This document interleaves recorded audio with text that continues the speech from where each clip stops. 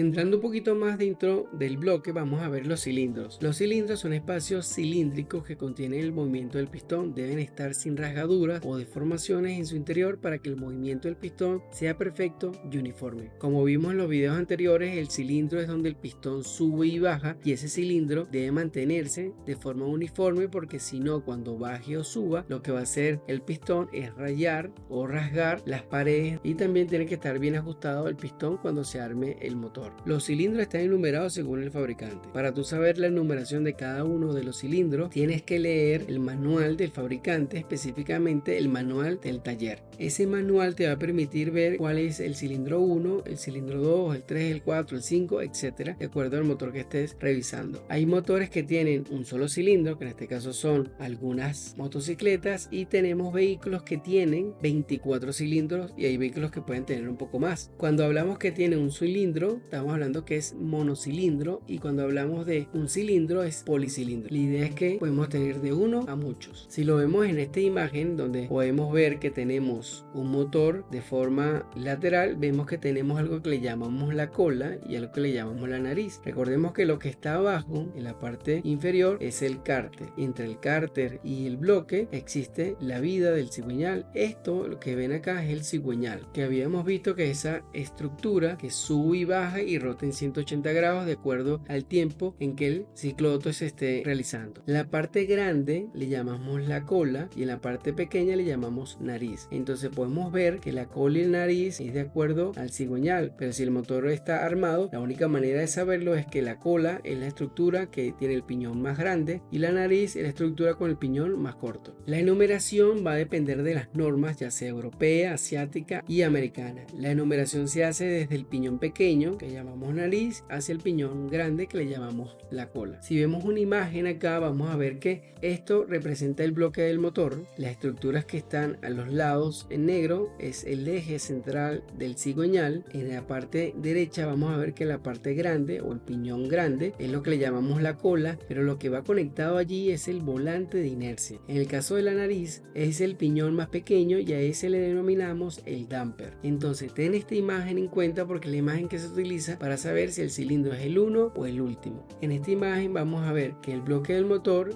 contiene 5 cilindros en línea, y esos cilindros, en este caso el primero, según una norma, va a indicar que el cilindro número 1 va a estar cerca de la nariz del motor, y en el caso del último cilindro va a estar en el piñón más grande, que en este caso es la cola. Y en otras normas vamos a ver que la nariz tiene cerca el último cilindro, y en el piñón más grande, que es la cola, vamos a tener el primer cilindro. ¿Cuándo va a ser el primero y cuándo va a ser el último? Lo mejor es revisar el manual de fabricante. No es posible verlo de manera directa. No hay un número que lo indique, no hay nada que te diga este es el primero, no hay nada que te diga que es el segundo o el último. Para tú saber cuál es el primer cilindro, solo ten en cuenta que se basa o en la nariz o en la cola, y eso va a ser determinado por la persona que lo creó, en este caso el fabricante. Entonces la manera más exacta de revisar cuál es el cilindro número 1 o el último es con el manual de taller del fabricante. De esta forma finalizamos el tema de los cilindros, donde vimos los tipos de cilindros, la cantidad de cilindros y cómo estos pueden ser enumerados.